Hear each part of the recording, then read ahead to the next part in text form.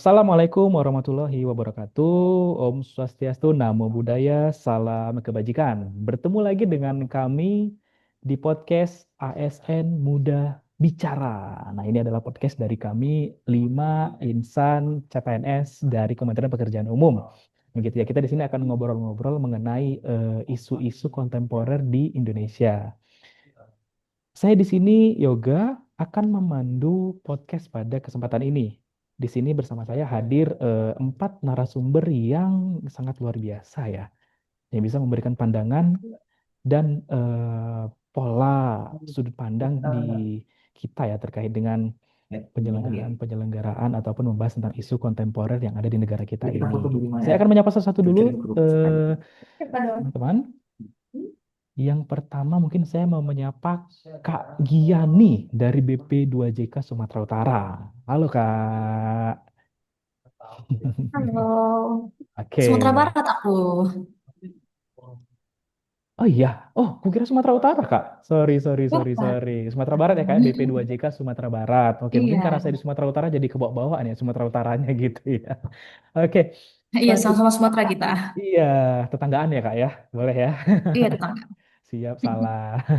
Selanjutnya ada Bang Gabriel. Ini dari BPBPK Sumatera Utara. Halo, Bang Gabriel. Halo Bang, Oke. Selanjutnya nih ada juga Kak Gita dari BP2JK Sumatera Barat. Halo Kak Gita. Halo Bang. Oke, terakhir. Nah, ini narasumber yang nggak kalah menarik ini. Dari ujung barat Indonesia ini. Ada Kak Vira Fajriati dari BWS Sumatera 1. Banda Aceh ya Kak ya? Halo Kak. Oke.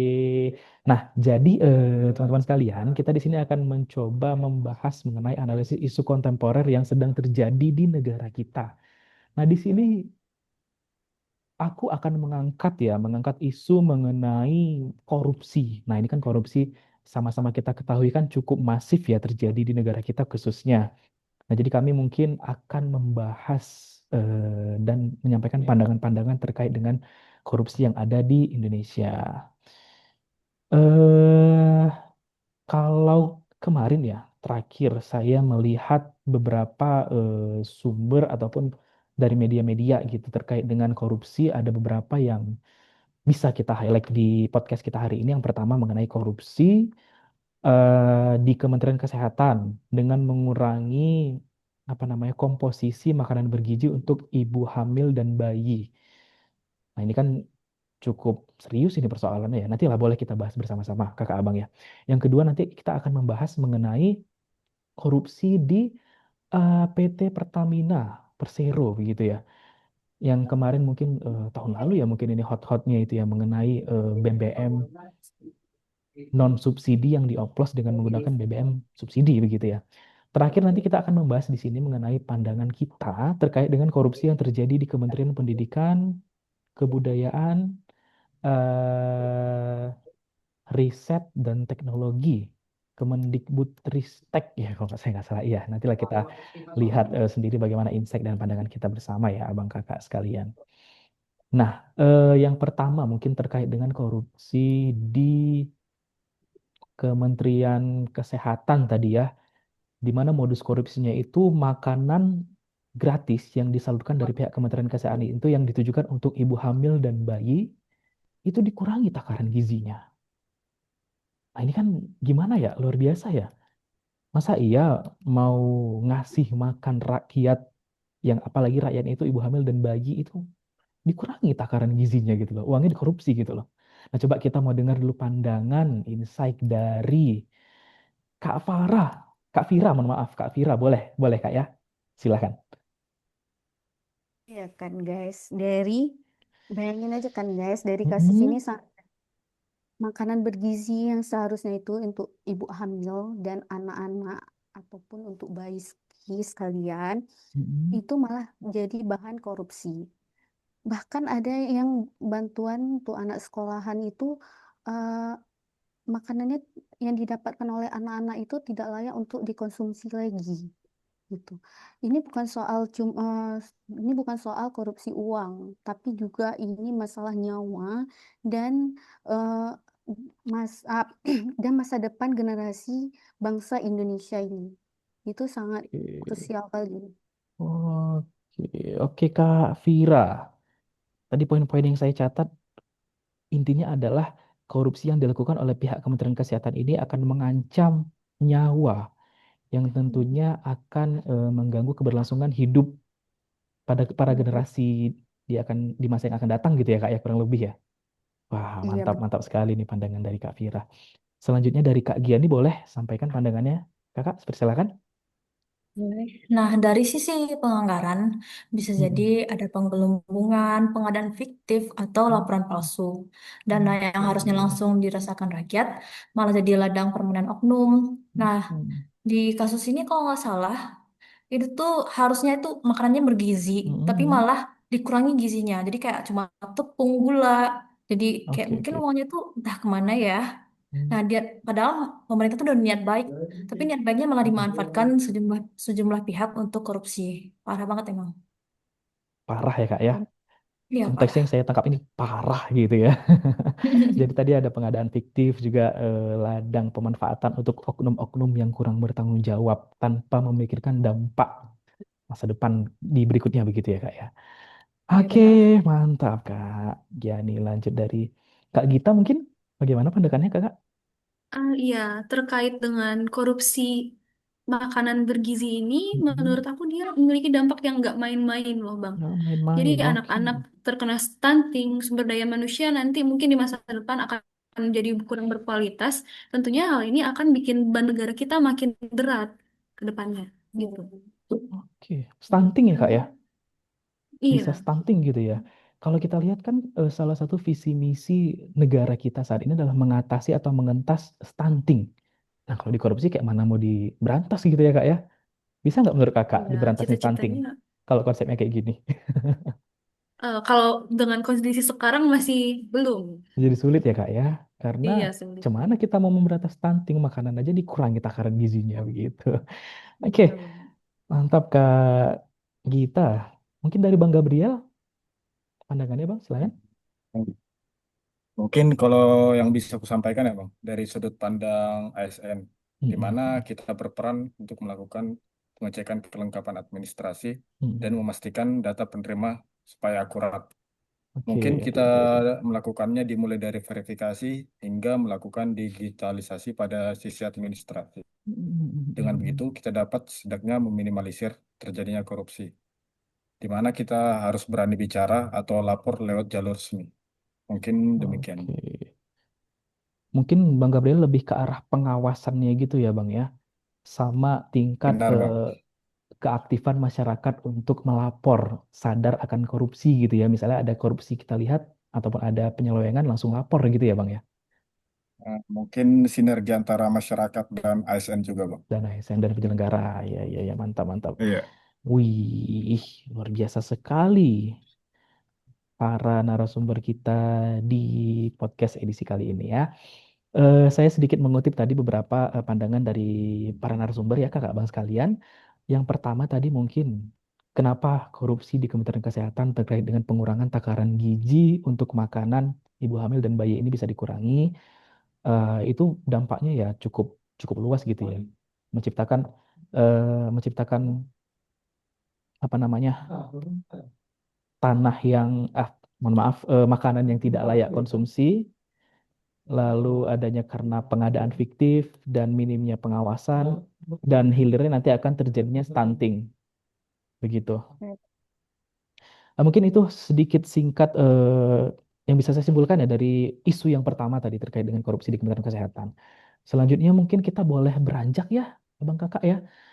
Eh Kalau selanjutnya kita akan bahas mengenai isu ataupun korupsi ya di PT Pertamina begitu ya. Nah, kemarin kan sempat ramai juga ini kita apa ya? Mungkin kalau saya bilang kita sebagai warga ngerasa tertipu selama ini kita yang sadar bahwasannya kita tidak layak menerima bahan bakar subsidi. Jadi kita pakailah bahan Benar. bakar yang non subsidi begitu ya. Lah, ujung-ujung kita dibohongi. Ternyata selama ini yang kita bayar itu walaupun non subsidi, ya ternyata yang masuk ke kendaraan kita itu bahan bakar subsidi begitu. Dan Ya itu luar benar. biasa itu ya kerugian negara di situ ya. Coba dari Kak Giani dulu, gimana pandangannya Kak? Boleh? Nah, ini nih yang kasusnya menurut aku tuh besar banget. Mm-mm. Bisa-bisanya minyak tuh dioplos, nggak cuma cat aja yang dioplos, tapi minyak Mm-mm. juga. Nah, total kerugiannya tuh gede banget sampai 900 Mm-mm. triliun. Gede. Kalau misalnya ditumpuk, uang segitu tuh bisa sampai luar angkasa loh. Terbaru ini tuh Oke. tersangkanya sampai 18 orang. Kayak berjamaah korupsinya. Korupsi Kasus, berjamaah. ya kasus Pertamina ini keterlaluan emang para oknumnya. Ini Iya benar. ini tuh bisa mempengaruhi stabilitas energi nasional, bisa terganggu Mm-mm. gitu loh. Oke, oke. 18 orang ya, Kak ya. Bukan hanya ibadah aja Hmm, yang bisa berjamaah ya, Kak. Korupsi bisa ya ternyata ya. Baru tahu nih aku di ya. sini. Oke.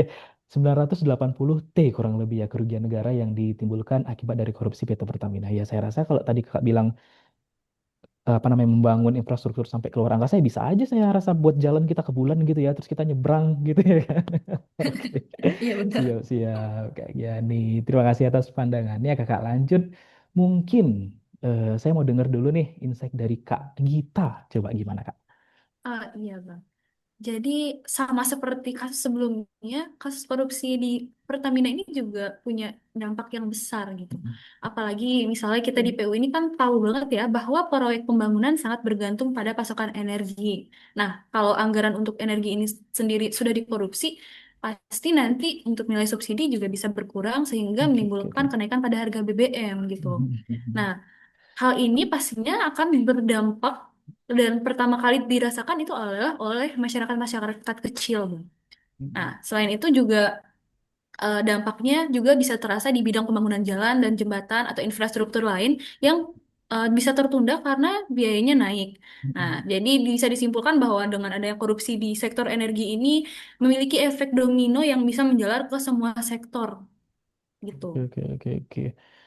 Tadi dari kenaikan harga BBM jadinya mungkin menciptakan kesulitan di tingkat masyarakat lagi, Kak ya. Berarti kan makin tinggi nih angka kemiskinan ya kan. Gitu ya arahnya ke situ ya. Juga mungkin menghambat proses distribusi, apalagi pembangunan infrastruktur ya pasti berjalannya makin lambat di sini ya kan.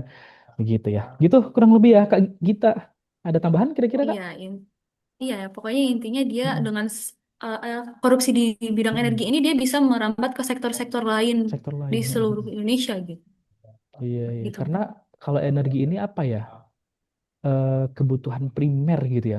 Komponen utama gitu Iya, ya kurang lebih ya. Jadi bisa iya mempengaruhi betul. aspek yang lain begitu ya Kak ya. Oke. Iya. Oke Kak Gita, terima kasih dari Kak Vira boleh sampaikan pandangannya Kak. Ya, Firi setuju kali tuh apa yang dibilang Kak Gita.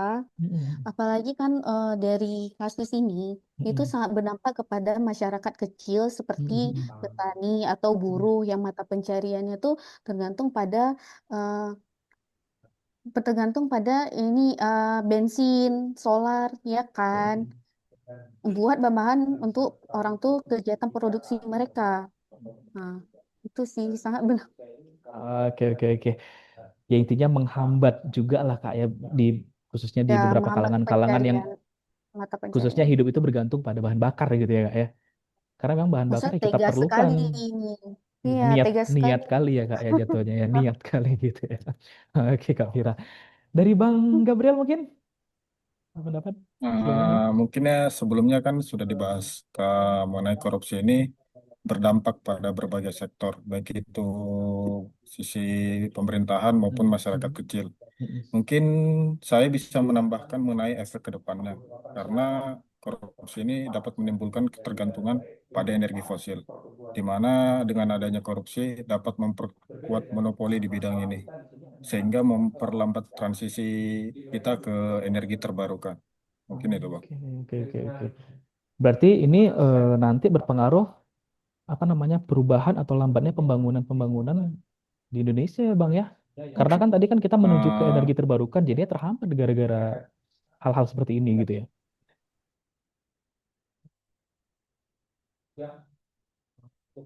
ya, hitungannya. Oke, oke, oke, oke. Oke, baik, mantap Bang Gabriel. Luar biasa sekali ya Bang Kakak narasumber kita pada podcast edisi kali ini ya. Tadi saya sedikit menyimpulkan, menyederhanakan dari apa yang disampaikan ataupun sudut pandang dari kakak abang sekalian ya. Bahwasannya korupsi ini memang korupsi yang di PT Pertamina ini khususnya ya. Ini merupakan kegiatan luar biasa gitu ya, yang melibatkan banyak pihak dan total kerugian negara yang ditimbulkan dari korupsi ini ya cukup fantastis begitu ya. Kalau misalnya kita bisa alihkan dana yang dikorupsi ini untuk pembangunan kan bisa banyak yang kita bangun untuk keberlanjutan bangsa dan negara gitu kurang lebih. Oke, kita lanjut ke isu korupsi yang ketiga. Di sini apa ya? Sektor pendidikan begitu ya. Kemarin sempat rame yang jadi sorotan dari pihak Kejaksaan Agung, korupsi mengenai pengadaan Chromebook di lingkungan Kementerian Pendidikan Kebudayaan Riset dan Teknologi Kemendikbudristek. Nah, di sini beberapa pelakunya gitu ya yang terlibat, ada tataran-tataran pimpinan begitu setingkat direktur dan sebagainya. Coba boleh kasih pandangan sedikit abang kakak sekalian mengenai korupsi pengadaan Chromebook yang terjadi di apa namanya Kementerian Pendidikan dan Kebudayaan ini. Dari siapa dulu? Boleh? Aku boleh, Bang. Ah, boleh Kak Gita silakan. Iya, oke. Jadi tentang pengadaan Chromebook ya, Bang, tadi. Nah, pengadaan Chromebook ini sebenarnya memiliki niat awal yang bagus, yaitu untuk mendukung pendidikan digital gitu. Berarti niat dari pemerintah itu sudah bagus. Tapi pada kondisi realnya di lapangan, di sekolah-sekolah yang ada di Indonesia itu masih banyak yang belum siap dengan listrik dan koneksi internet. Jadi, malah Chromebook-Chromebook yang sudah diadakan sebelumnya itu banyak yang tidak terpakai dan hanya disimpan saja. Nah, hal ini jelas merupakan pemborosan anggaran. Apalagi kalau harga dalam pengadaannya itu lebih mahal dari harga pasaran. Itu ada tanda-tanda bahwa ada yang tidak beres dengan pengadaannya gitu. Ya benar-benar. Itu menurut aku Oke, begitu sih. oke. Berarti mungkin dari sisi kebijakannya boleh ditinjau ulang ya Kak ya, karena tidak semua sekolah ataupun daerah yang siap dengan adanya teknologi ini gitu ya. Iya, betul. Mungkin Mm-mm. lebih ke pemerataan juga ya.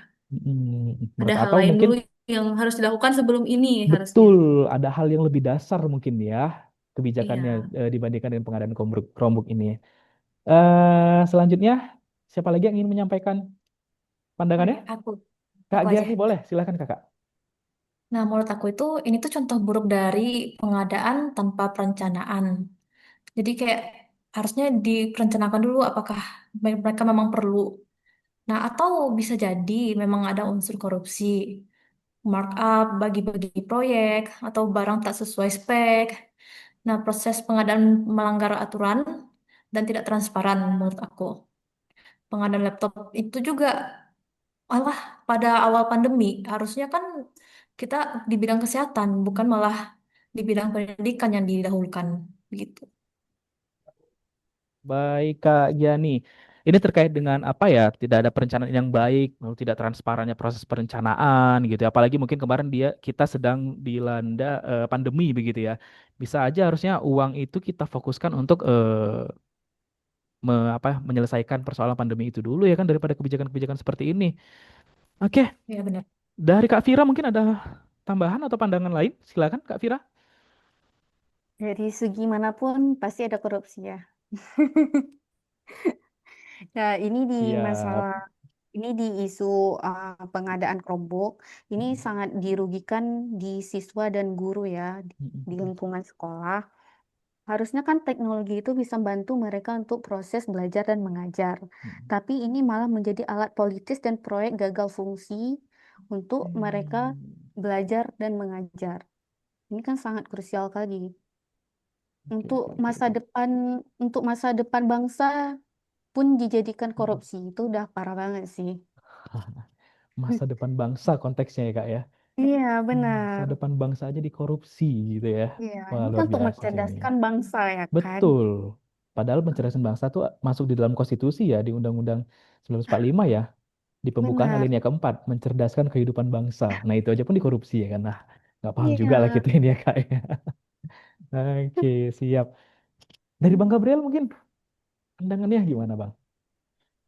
Nah, mungkin di sini aku bisa menyoroti mengenai peran ASN dalam proses pengadaan ya, Bang. di mana peran ASN ini dalam proses pengadaan barang dan jasa itu sangat krusial, sehingga pengadaannya benar-benar bermanfaat, efisien, dan juga setidaknya bebas dari korupsi. Sehingga pengawasan harus dilakukan dari perencanaan hingga dengan pengawasan dan pelaporan. Oleh karena itu, sebagai ASN, kita harus benar-benar memahami peraturan tentang pengadaan barang dan jasa. Karena yang jadi acuan kita kan peraturan gitu. Oke, oke, oke. Berarti yang perlu dikuatkan dari sisi kitanya gitu ya Bang ya, selaku penyelenggara negara. Ya, Kita kuatkan dulu dari kita kitanya gitu ya. ya harus dimulai dari diri sendiri sih, Bu. Wah, mantap ini kata-kata yang sangat luar biasa ini. Gitu. Dari sisi pengadaan, apa namanya, pemahaman kita mengenai regulasi-regulasi khususnya di bidang pengadaan barang dan jasa, sehingga tidak menimbulkan celah-celah yang bisa dimanfaatkan oleh sebagian oknum untuk menguntungkan dirinya pribadi gitu ya, Bang ya. Ya. Oke. Wah, ini kakak abang sekalian luar biasa sih ini pandangan insight-nya mengenai tiga isu korupsi yang tadi saya pantik gini ya untuk kita bahas di kesempatan podcast kita siang hari ini. Saya sedikit menyimpulkan mungkin dari yang isu korupsi yang ketiga tadi ya, korupsi di Kemendikbudristek mengenai pengadaan Chromebook ya. Memang harus kita bisa lebih transparan lagi atau membuat perencanaan yang lebih tepat sasaran begitu ya terkait dengan pengadaan ini karena eh, kalau perencanaan dari perencanaan aja sudah tidak tepat sasaran ya itu eksekusinya nanti kurang baik begitu ya. Iya benar. Eh, Lalu tadi apa namanya? Karena ini di sektor ataupun di bidang pendidikan ya ini tentunya sangat-sangat kita sayangkan bersama gitu ya. Harusnya bisa lebih membangun generasi penerus bangsa yang lebih baik, lah malah ini korupsi begitu. Ya Kak Vira tadi ya. Iya Nah, benar. kalau diskusi sedikit nih Abang Kakak ya, kira-kira apa yang menjadi latar belakang atau faktor pendukung utama nggak usah lah kita katakan pejabat ya, seseorang atau siapapun itu untuk melakukan korupsi. Kira-kira apa, kakak abang? Hawa nafsu ya. Gimana kak? Hawa nafsu, Hawa nafsu. keinginan yang berlebihan untuk Oke, memiliki. oke kak, oke. Yang lain, abang kakak? Kalau menurut aku kayak egoisan ya, egonya. Egoisan, keegoisan. Wih, luar biasa ini. Hawa nafsu tadi berarti kembali ke sifat alami manusia ya, yang tidak pernah merasa puas Hmm. ya. Keegoisan juga ya, ya udah, yang penting aku untung, yang lain gak untung nggak apa-apa gitu ya kak ya. Ada lagi pendapat lain, kakak abang? Sikap, bawaan, integritasnya kurang gitu. Terus juga ada kesempatan. Jadi Oke. semuanya berkesinambungan gitu, Iya, Bang. iya, iya, iya. Benar. Integritas yang kurang. Nah, itu cocok tuh dengan konteks kita sekarang. Kita harus menanamkan nilai-nilai integritas sejak dini, begitu ya, Kakak Abang ya? Kalau tadi Bener. konteksnya kesempatan, mungkin kayak kata Bang Napi ya, setiap kejahatan itu timbul karena adanya kesempatan gitu ya, waspadalah, waspadalah gitu ya, Kak ya. Dari Bang Gap, mungkin terakhir Bang Gabriel, Mungkin ya dipengaruhi oleh sekitar sih, Bang. Ikut sekitar, dipengaruhi. ya kan lingkungan juga mempengaruhi. Dan tuntutan juga ya Bang ya, mungkin dari orang-orang di sekitar ya. Dari Ya, anak bisa istri jadi Bang mungkin itu, Bang. perlu skincare yang mahal Iya. gitu ya. Iya iya iya iya. Siap siap siap. Enggak bermaksud diskriminasi ya kakak-kakak yang ini insight aja di kita. Oke, abang kakak sekalian, eh terakhir sebelum saya tutup satu kalimat mengenai koruptor. Oke, dari Kak Giani dulu boleh. Koruptor, kalau bisa hukumnya harus diperbaiki. Jadi nggak cuma runcing ke bawah, tapi tumpul ke atas, tapi lebih rata lagi. Lebih rata dari segi hukum. Oke, dari Bang Gabriel boleh? Mungkin satu kata aja, Bang. Pencuri lah. Pencuri. Koruptor Siap itu. siap siap. Kak Gita. Menurut aku, koruptor itu adalah pengkhianat karena mereka bukan hanya mencuri uang negara, tetapi juga mengkhianati kepercayaan rakyat. Oke, pengkhianat bangsa. Dari Kak Fira nih Pengkhianat. terakhir.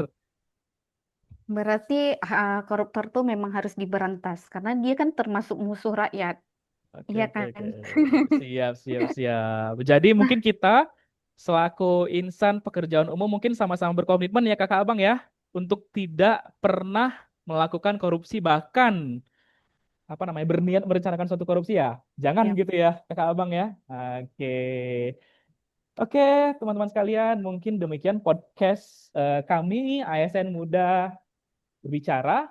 Pada edisi siang hari ini kami sudahi dengan banyak insight dan pandangan dari narasumber kita tadi yang cukup baik begitu ya. Semoga tadi yang kita diskusikan bisa kita internalisasi di kehidupan kita sehari-hari khususnya di bidang pekerjaan kita. Terima kasih abang kakak narasumber. Tentunya yang tadi kita sampaikan itu bisa menjadi pegangan kita bersama dalam bekerja khususnya di Kementerian Pekerjaan Umum. Mari kita memulai karir ini dengan komitmen tanpa korupsi, tanpa kompromi. Demikian podcast kita siang hari ini, kakak abang. Lebih dan kurang kami mohon maaf. Kami akhiri dengan wabillahi taufik wal hidayah. Wassalamualaikum warahmatullahi wabarakatuh. Om Santi Santi Santi Om. Shalom. Salam kebajikan. Namo Buddhaya. Sampai bertemu lagi di podcast yang berikutnya.